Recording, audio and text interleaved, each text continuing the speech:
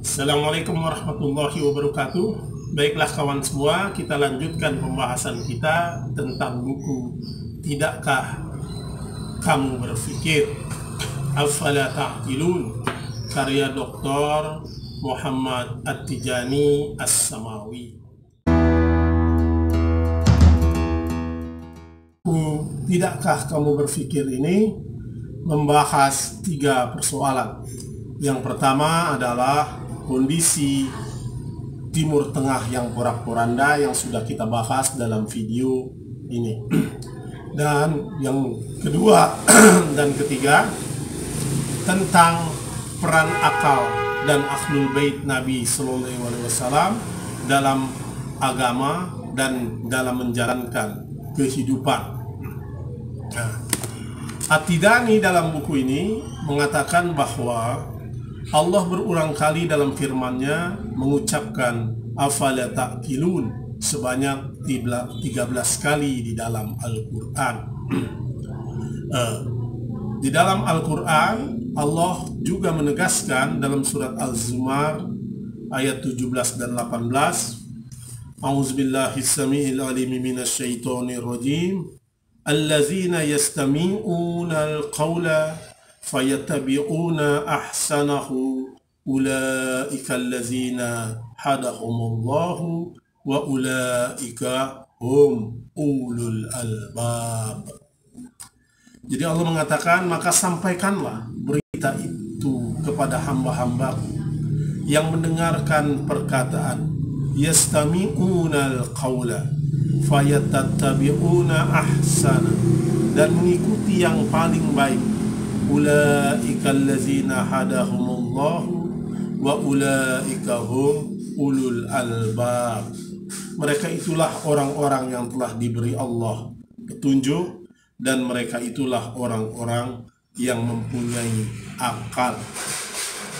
Nah, dalam ayat yang lain Allah tegaskan di dalam surat Al-An'am, Allah berfirman juga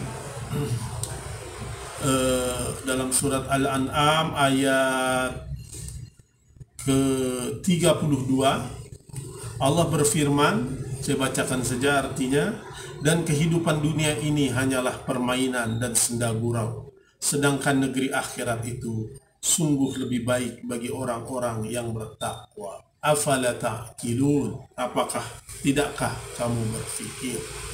Jadi ayat-ayat tadi menegaskan tentang bagaimana seharusnya akal diletakkan di dalam kehidupan, bahwa kita diperintahkan untuk mendengarkan semua pembicaraan dan kemudian kita mengikuti apa yang terbaik berdasarkan akal.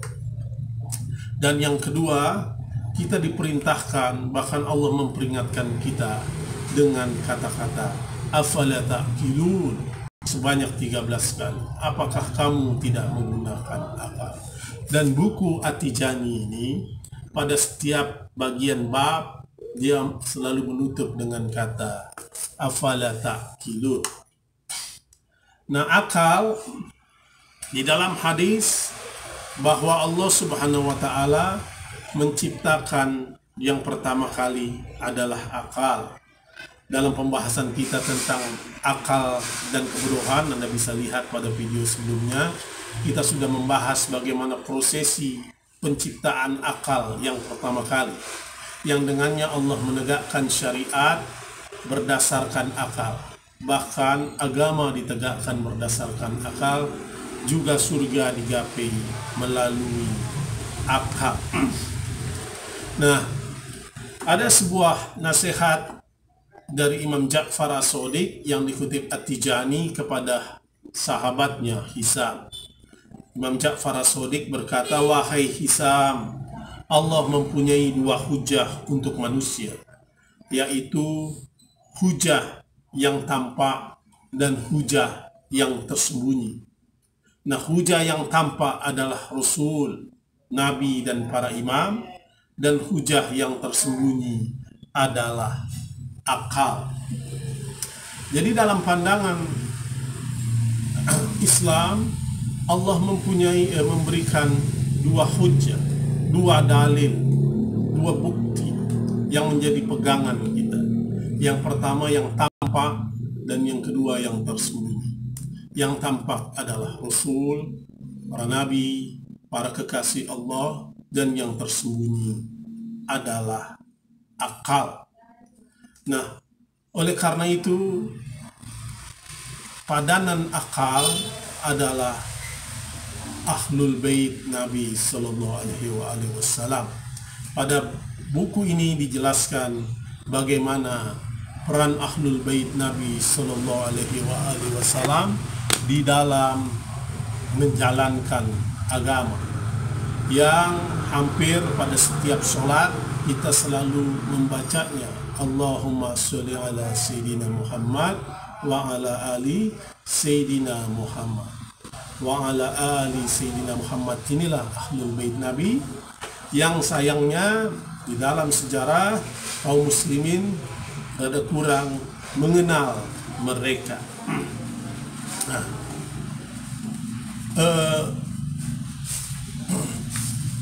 At-Tijani ya, meriwayatkan sebuah hadis ya, di dalam buku ini mengutip sebuah hadis yang terkenal, yang kita kenal, hadis Tsaqalain, taraktu fikum amrayn, taraktu fikum tsaqalain.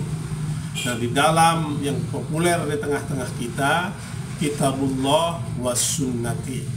Nah, hadis ini ya, tidak ada di Kutubus Sittah Sahih Bukhari, dia tercantum di dalam Al-Muwatta ya. Hadis tentang ikutilah Al-Quran dan Sunnah. Dia hanya ada dalam literatur Ahlus Sunnah. Dan ada hadis juga yang memerintahkan kita untuk memegang dua pusaka ini, Tsaqalain, yaitu Kitabullah wa itra Ahlul Baiti. Nah, hadis ini kata At-Tijani terdapat di dalam kitab hadis Sunni ataupun hadis Syiah. Nah, Kitabullah itra Ahlul Baiti ini di dalam Ahlus Sunnah, kitab hadis Muslim. Nah, inilah yang menjadi pegangan kita. Namun hadis Kitabullah wa itra Ahlul Baiti ini memang di tengah-tengah kaum muslimin kita rada kurang populer ya, jarang sekali dibahas. Nah, At-Tijani mengingatkan tentang pentingnya Ahlul Bait Nabi dalam keberagamaan kita, yang dijadikan kita untuk bersalawat kepadanya.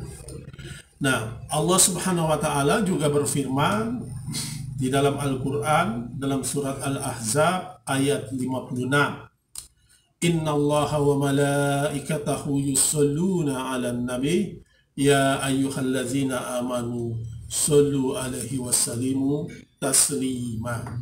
Nah, ketika ayat ini turun, para sahabat datang menemui Rasulullah SAW dan berkata, wahai Rasulullah, kami tahu bagaimana kami bersalam kepadamu, tetapi kami tidak tahu bagaimana bersalawat kepadamu.